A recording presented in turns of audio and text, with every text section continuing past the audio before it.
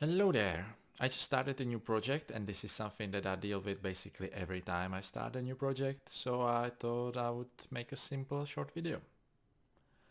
So I was writing a getter that translates into this if you're not familiar with the notation, but this way it's much more readable and faster to write. So I want to use this, but there's an error as you can see. And the error is that the feature is not available in C#4, and it is also asking us to use language version 6 or greater. Now, Unity, if you start a new project, uses .NET version that only supports C#4. And you have to manually change it if you want to use the modern stuff, basically.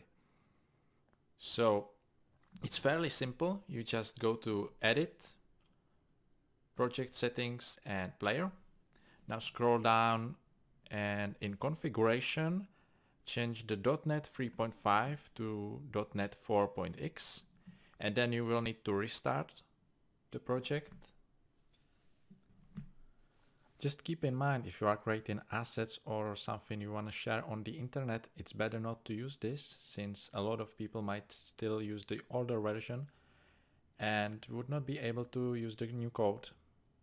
Other than that, there is no drawback, at least as far as I can tell, and you will generally see the new version being used in most professional studios that are using Unity. So as you can see, the error is gone and you can keep on scripting. Thank you for watching and see you in the next one.